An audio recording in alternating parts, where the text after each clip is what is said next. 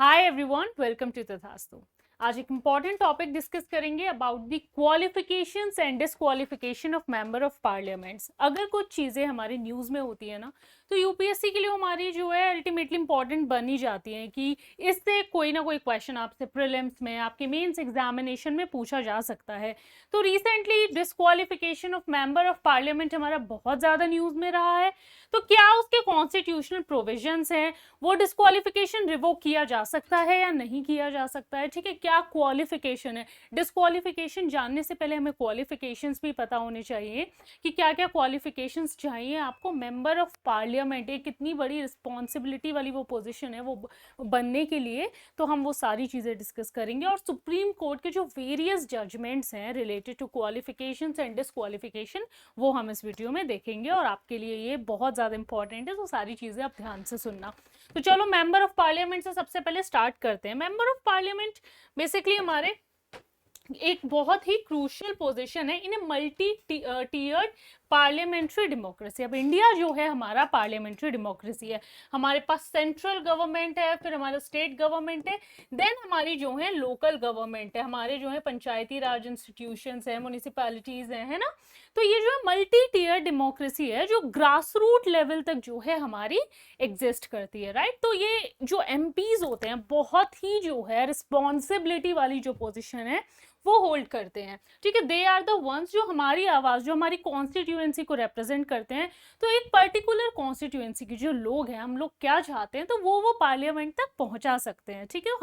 हमें ही तो वो रिप्रेजेंट करते हैं। तो उनके जो रोल्स एंड रिस्पॉन्सिबिलिटीज हैं वो वेरी है, बहुत सारे वेरीड करते हैं, बहुत सारे अलग अलग रोल्स एंड रिस्पॉन्सिबिलिटीज हैं उनके। फॉर एग्जाम्पल लेजिस्लेटिव रोल्स, इसमें क्या होता है उनका लॉज बनाना उनका काम है। फिर होते हैं सुपरवाइजरी रोल्स जिसमें दे एक्सरसाइज कंट्रोल ओवर एग्जीक्यूटिव, ठीक है। एग्जीक्यूटिव के ऊपर वो चेक्स एंड बैलेंसेस देते रहते हैं, वेरियस क्वेश्चंस बहुत सारी चीजों से। तो वो एक सुपरवाइजरी रोल भी जो है प्ले करते हैं।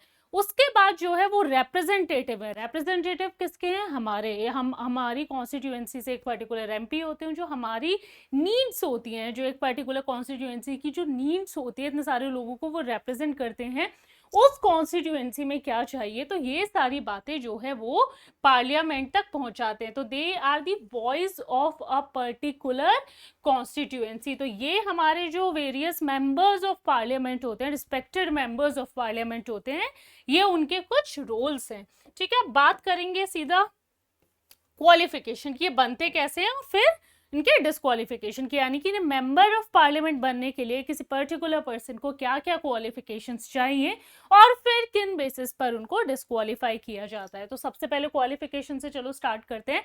कॉन्स्टिट्यूशन प्रोविजंस की हम बात कर रहे हैं तो आर्टिकल 84 जो है हमारे कॉन्स्टिट्यूशन का, इंडियन कॉन्स्टिट्यूशन का, डिफाइंस दी क्वालिफिकेशन जो कि एक एमपी को चाहिए, जो एक मेंबर ऑफ पार्लियामेंट को चाहिए। नंबर 1 क्या है, should be N Indian citizen, ठीक है। एक इंडियन सिटीजन जो है होने चाहिए। राज्यसभा के केस में जो एज चाहिए, एज जो है मेंशन की गई है। प्लीज रिमेंबर कि छोटी छोटी चीजें हैं ना। अब हम यहाँ पे एज याद कर लेंगे, लेकिन ये भी याद रखो कि कभी कभी ट्विस्ट करने के लिए बस क्वेश्चन ना, क्योंकि एग्जाम प्रेशर में जब आप बैठते हो तो अलग चीज होती है। अभी मैं बोल रही हूँ तो आपको चीजें बड़ी सिंपल लग रही होंगी कि चीजें तो हमें बहुत ईजिली याद हो जाएंगी, पर जब आप एग्जाम देने बैठते हो ना कभी कभी डाउट आ जाता है कि ये पढ़ा था या नहीं पढ़ा था। तो इसी तरीके से वो क्वेश्चन भी पूछ लेते हैं कि जो एमपी बनने के लिए है कॉन्स्टिट्यूशन में कोई एज मेंशन की गई है या नहीं की गई है। वो एज का आपको नंबर नहीं देंगे, ऐसे ही पूछ लेंगे कि कोई एज जो है, एज की रिक्वायरमेंट है या नहीं है। फॉर एग्जाम्पल प्रेसिडेंट बनने के लिए किसी पर्टिकुलर एज की रिक्वायरमेंट है कि आपको इतना एज का होना चाहिए, राइट। तो ऐसे ही जो है थोड़े से, अब ये देखने में इजी क्वेश्चन लगते हैं पर थोड़े से ट्विस्टेड होते हैं कि जब आप एग्जाम में बैठ के इनको देते हो ना तो कभी कभी आ जाता है कि यार ये हम लोग जो है ये सही कर रहे हैं या नहीं कर रहे हैं। तो ऐसी छोटी चीज़ों पे हमें बिल्कुल ध्यान रखना है कि वो जो कॉन्स्टिट्यूशन है हमारा क्या क्या मेंशन करता है। तो सबसे पहले इंडियन सिटीजन होना चाहिए। एज जो है आपकी दी गई है मेंबर ऑफ पार्लियामेंट के लिए, तो राज्यसभा में जो है आपको जो मिनिमम एज है it should be 30 years, whereas Lok Sabha के लिए वो है आपकी 25 ईयर्स। तो ये देखो एज भी जो है दोनों वो अलग अलग हैं। राज्यसभा के लिए आपकी 30 ईयर्स है और लोकसभा के लिए जो है आपकी वो 25 ईयर्स है। नाउ इसके अलावा एक और चीज दी गई है कि कोई भी ऐसी एडिशनल क्वालिटीज जो पार्लियामेंट अपने किसी भी ऑर्डर के अंडर इनेक्ट करे, तो इसी वाली ये जो हमारा थर्ड जो हमें पॉइंट दिया गया है, इसी को देखते हुए कुछ जो है एडिशनल कंडीशंस जो हैं वो भी हैं हमारी क्वालिफिकेशंस जो आती हैं।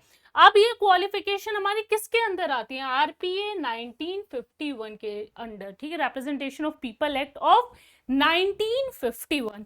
तो ये याद रखना 1951 के ये अंडर जो है ये वाली क्वालिफिकेशन। अभी क्वालिफिकेशन भी देखेंगे। यहाँ पर एक और चीज कि यूपीएससी इस तरीके से भी पूछता है और पूछे गए हैं क्वेश्चन, प्रीवियस ईयर क्वेश्चन, कि इंडियन कॉन्स्टिट्यूशन में जो ओरिजिनली दी गई थी वो कौन कौन सी है हमारी, जो अभी हमने देखी, इंडियन सिटीजन और हमारी एज, और तीसरा पॉइंट है पार्लियामेंट इनेक्ट कर सकता है। तो इस तरीके से भी पूछा जा सकता है कि आरपीए 1951 में कौन कौन सी चीजें जो हैं हमारी मेंशन की गई है, कौन कौन सा जो क्राइटेरिया है वो फॉलो करना चाहिए फॉर द क्वालिफिकेशन के लिए कि वो बंदा जो है क्वालिफाई कर सके। तो वो चीज भी हमें अभी देखेंगे कि डिफरेंशिएशन है। अगर कॉन्स्टिट्यूशन के लिए पूछा गया है तो उसमें देखना है, आरपीए 1951 में क्या क्या मेंशन है वो देखना है। तो आरपीए 1951 में नंबर 1 कंडीशन, ही और she must be an elector for a parliamentary constituency, कि आप कहीं ना कहीं वोटर होने चाहिए किसी भी पार्लियामेंट्री कॉन्स्टिट्यूएंसी के। दूसरी कंडीशन आपके लिए जो दी गई है, must be a member of scheduled caste या फिर शेड्यूल्ड ट्राइब, ठीक है, must be a member of scheduled caste या ट्राइब, किसी भी स्टेट, याद रखना किसी भी, एनी स्टेट और UT if wants to contest a seat reserve for them, अगर कोई भी किसी एससी या एसटी सीट के लिए जो है कॉन्टेस्ट करना चाहता है इलेक्शन, तो वो किसी भी स्टेट में, जरूरी नहीं है उसी स्टेट में, यहाँ पे हमें जो एक वर्ड मेंशन किया गया एनी, वो किसी भी स्टेट में जो है एससी या एसटी को बिलोंग करना चाहिए।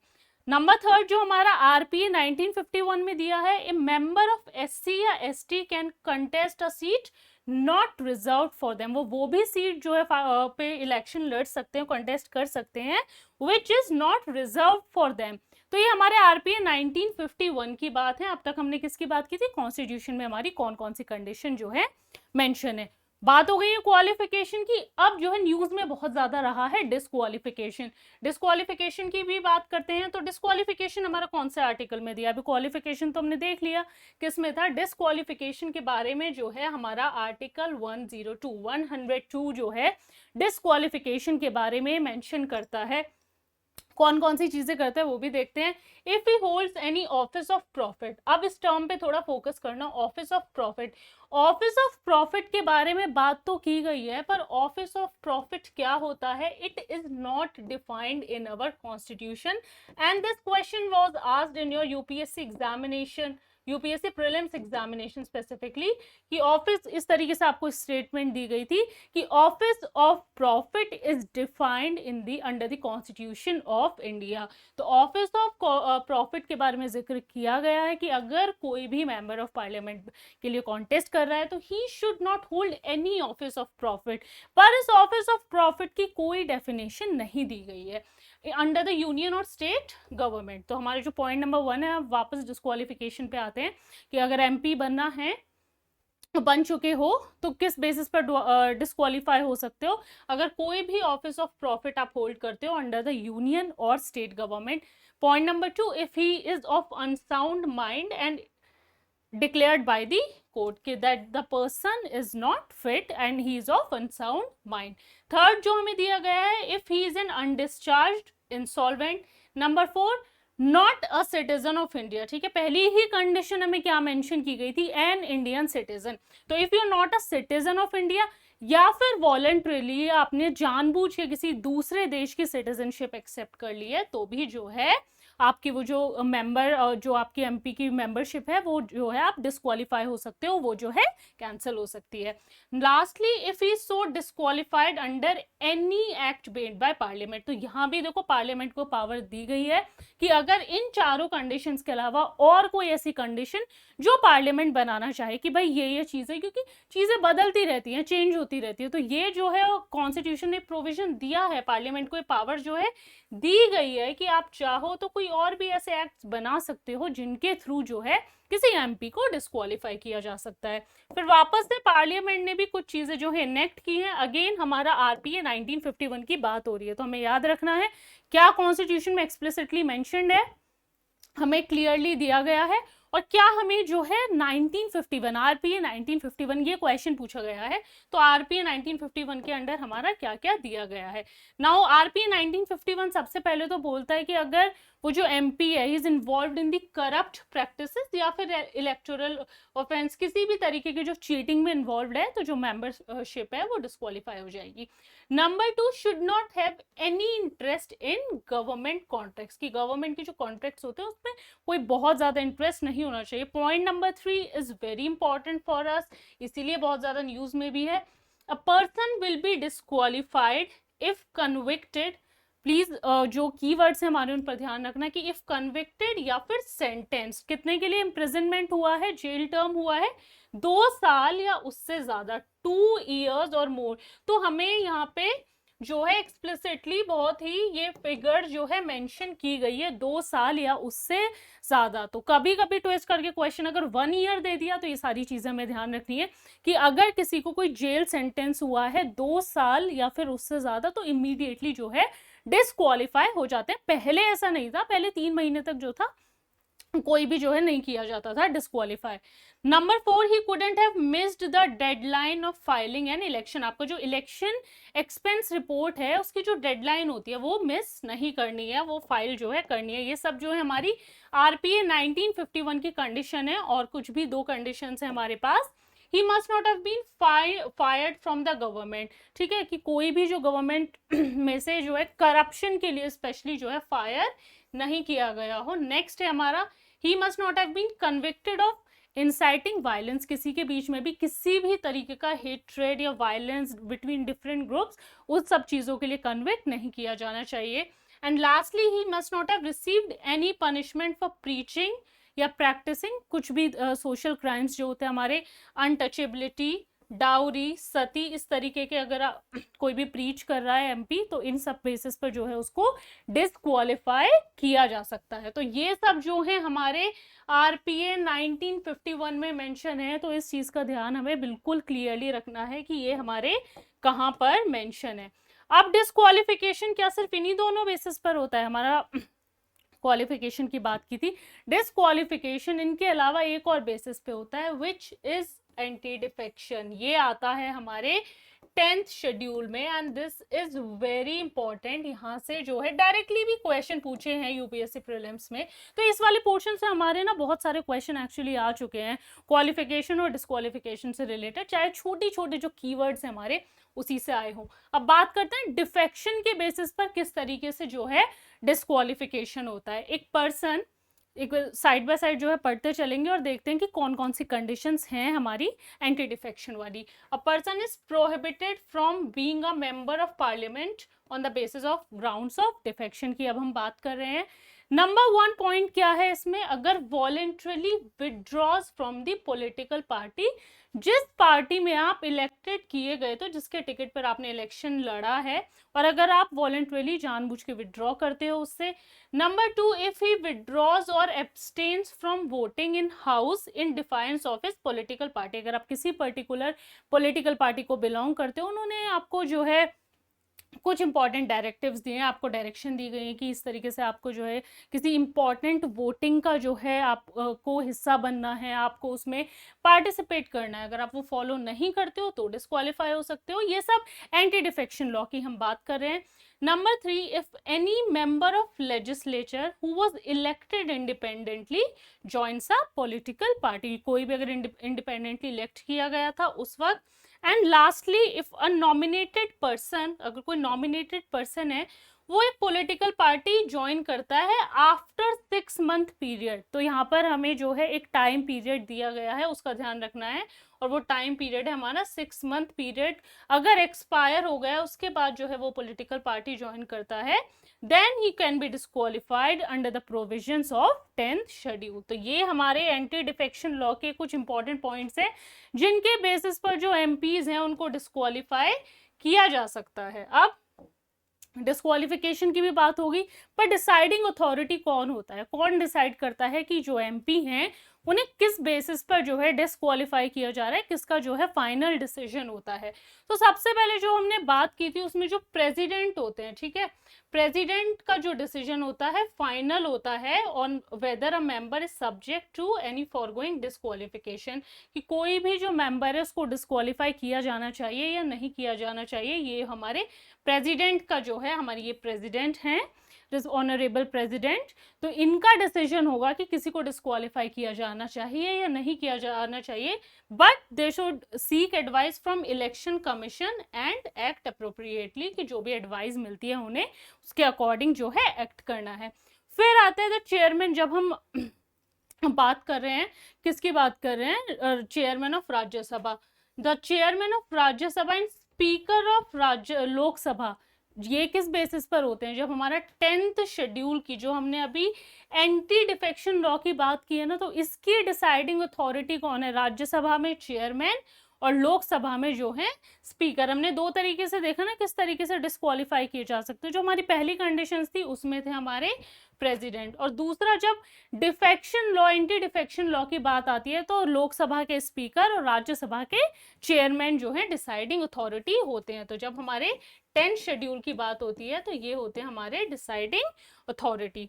अब सुप्रीम कोर्ट ने 1992 में डिसाइड किया था कि जो चेयरमैन या फिर हमारे जो लोकसभा के स्पीकर होते हैं, 1992 में ये डिसाइड किया गया था कि चेयरमैन या लोकसभा स्पीकर का जो भी डिसीजन है it is subject to judicial review. तो ये चीज भी हमें याद रखनी है कि इनका डिसीजन जुडिशियल रिव्यू के लिए एलिजिबल है या नहीं है, तो ये होता है। अब इससे रिलेटेड कुछ इंपॉर्टेंट जो है सुप्रीम कोर्ट के जजमेंट्स देखते हैं। सुप्रीम कोर्ट ने डिस्क्वालिफिकेशन और क्वालिफिकेशन से रिलेटेड कुछ बहुत इंपॉर्टेंट जजमेंट दिया। आपके मेंस के आंसर राइटिंग में ये इंपॉर्टेंट हो सकता है। आपको जजमेंट्स को जो है आपका आंसर जो है इनरिच हो जाता है, उसको वैल्यू मिल जाती है, वैल्यू एडिशन मटेरियल ये कह सकते हो आप एक तरीके से, तो वो सब मिलता है आपके आंसर को, और ऑफकोर्स मार्क्स तो फिर ज्यादा जो है आपको मिल ही सकते हैं। इन सब जजमेंट्स को आप कोट कर सकते हो। तो सबसे पहले हम सुप्रीम कोर्ट की कुछ इंपॉर्टेंट जजमेंट्स देख लेते हैं क्या क्या है। 2002 में it was between union of India versus association for democratic reforms. तो इसमें सुप्रीम कोर्ट ने क्या बोला था कि एवरी कैंडिडेट कंटेस्टिंग इन इलेक्शन, जो भी पार्लियामेंट के लिए इलेक्शन लड़ना चाहता है, स्टेट लेजिस्लेचर के लिए इलेक्शन लड़ना चाहता है, या फिर म्युनिसिपल कॉर्पोरेशन के लिए, हैज टू डिक्लेयर, उन्हें अपना जो क्रिमिनल रिकॉर्ड है वो डिक्लेयर करना होगा, अपनी जो फाइनेंशियल रिकॉर्ड है वो डिक्लेयर करने होंगे, अपने जो एजुकेशनल क्वालिफिकेशन है वो डिक्लेयर करने होंगे नॉमिनेशन पेपर के साथ साथ। मतलब कि अगर आप अपना जो भी इलेक्शन कॉन्टेस्ट करने जा रहे हो, फाइलिंग करने जाते हो, अपना जो नॉमिनेशन पेपर देते हो, तो उसके साथ आपको 3 चीज देनी है। क्या कि आपका कोई अगर क्रिमिनल रिकॉर्ड एग्जिस्ट करता है या नहीं, ठीक है। दूसरा, आपका जो फाइनेंशियल कंडीशन, आपके फाइनेंशियल रिकॉर्ड्स क्या हैं वो डिस्क्लोज करने हैं, और फिर आप कितने पढ़े लिखे हो, आपकी जो एजुकेशनल क्वालिफिकेशन है, तो ये यहाँ से जो है आपको पता चलता है। देखो, इससे आपको अगर प्रीलिम्स के पर्सपेक्टिव से हम देखें तो ये भी पता चल जाता है हमें कि क्या क्या जो है नॉमिनेशन पेपर के साथ जो है इंपॉर्टेंट हो जाता है सबमिट करना। फिर ये तो हमारे 2002 का जजमेंट था। 2005 में एक और सुप्रीम कोर्ट का जजमेंट है, रमेश दलाल वर्सेस यूनियन ऑफ इंडिया। अब इसमें सुप्रीम कोर्ट ने क्या बोला था कि कोई भी सिटिंग एमपी या MLA shall be subject to disqualification from contesting election। अगर कोई भी सिटिंग एमपी या एमएलए है, दे शैल बी सब्जेक्ट, तो वो भी डिस्क्वालीफाई किए जाएंगे फ्रॉम कंटेस्टिंग इलेक्शन अगर वो कन्विक्टेड है, सेंटेंस्ड है to not less than 2 years of imprisonment. ठीक है, अगर 2 साल की अभी हमने बात की थी ना, 2 years और मोर का जब जेल टर्म होता है, आप उसके लिए कन्विक्ट किए जाते हो, then you are disqualified from being a member of parliament. तो ये 2005 में भी ये जो है, ये जो डिक्लेरेशन है ये आया था, ये जो जजमेंट है आया था। अब एक और बहुत ही इंपॉर्टेंट, हमने अभी कंडीशन की बात की थी, 2013 में ये जजमेंट आया था, ये स्पेसिफिकली आप कोट कर सकते हो, in Lily Thomas versus union of India. इसमें सुप्रीम कोर्ट ने क्या कहा था, जो सेक्शन 8/4 था, हमारा जो आरपीए एक्ट की हम बात करें 1951 की, इसका 8/4 का जो सेक्शन 8/4 था, उसको क्या बोलते हैं, अनकॉन्स्टिट्यूशनल डिक्लेयर कर दिया गया था। क्यों डिक्लेयर किया गया था? Reason, because it allowed MP and MLA who are convicted, जो कन्विक्ट किए जाते थे किसके लिए, 2 years और मोर के लिए, ठीक है, अगर कोई भी एमपी और एमएलए को कन्विक्ट किया जा रहा था फॉर 2 years और मोर, ठीक है, they can continue in office, मतलब कि उन्हें इमीडिएटली जो है डिस्क्वालीफाई नहीं किया जाएगा, they can continue in office जब तक कि वो एक अपील फाइल करेंगे। अपील अगर उन्होंने कोई फाइल की और वो अपील जो है खत्म नहीं हो जाती, तब तो कोई दिक्कत नहीं है, आप बड़े आराम से जो है अपना जो एमपी का पोजीशन है उसको रख सकते हो। लेकिन ये पहले था, ये आरपीए 1951 का सेक्शन 8/4 था हमारा, बट 2013 में in Lily Thomas versus union of India, you should remember the name, ये इंपॉर्टेंट है हमारे लिए, कि ये जो कंडीशन थी it was done away with, this was declared as unconstitutional, कि अगर आपको इतना जेल टर्म हुआ है तो आपको जो है इमीडिएटली डिस्क्वालीफाई कर दिया जाएगा। Can the disqualification be removed? Yes, supreme Court has the power. Supreme court जो है वो जो कन्विक्शन है उसको स्टे कर सकता है, खत्म कर सकता है। तो Supreme Court has power to stay not only the sentence but also the conviction of a person. तो वो सेंटेंस या कन्विक्शन को जो है स्टे कर सकता है या जो है खत्म कर सकता है। तो इस तरीके से अगर वो कन्विक्शन ही खत्म हो जाएगा तो वापस आपको जो है अपनी मेंबरशिप जो है मिल जाएगी, जो डिस्क्वालिफिकेशन आपका हुआ था वो आपको मिल जाएगा। अब चलो कुछ प्रीवियस ईयर क्वेश्चंस देखते हैं इसके।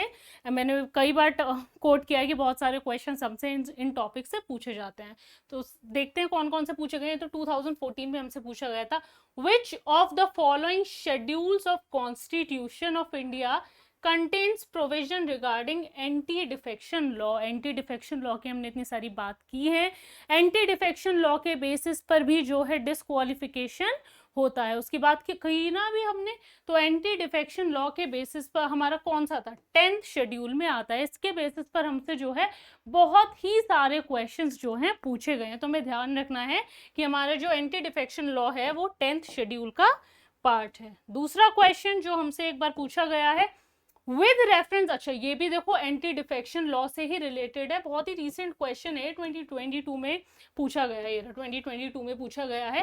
एंटी डिफेक्शन लॉ के रेफरेंस में हमें कुछ स्टेटमेंट्स दी हुई है। स्टेटमेंट नंबर 1 हमारी बोलती है, the law specifies that A nominated legislature can not join any political party. ऐसी तो कोई कंडीशन नहीं थी, 6 months का जो है हमें टाइम पीरियड दिया गया था, तो वो टाइम पीरियड हमें with in 6 months of being appointed, ठीक है, आफ्टर 6 months हमें दिया गया था। तो ये स्टेटमेंट तो हमारी जो है गलत हो गई। Number 2, the law does not provide any time frame within which the presiding officer has to decide a defection case. क्या हमने ऐसा कुछ पढ़ा है कि कोई भी टाइम ऑफिसर जो है टाइम जो है प्रोवाइड किया जाता है? नहीं पढ़ा है। तो इसका आंसर होगा, कौन सी स्टेटमेंट जो है इनमें से हमसे पूछा गया करेक्ट है? So the answer is B, 2 only second statement is correct. हमें जो फर्स्ट स्टेटमेंट है उसको हम अच्छे से एक्सप्लेन करके समझ चुके हैं कि ये जो हमारी स्टेटमेंट है ये गलत क्यों है। तो बस इतना था इस टॉपिक में से, आपने देख लिया इंपॉर्टेंट प्रीवियस ईयर क्वेश्चंस भी हैं। 10 शेड्यूल हमारा बहुत ज़्यादा इंपॉर्टेंट है एंड आई होप आपको सारी चीज़ें क्लियर हो गई हैं तो प्लीज़ वीडियो को लाइक कर देना, चैनल को सब्सक्राइब कर देना। Thank you so much.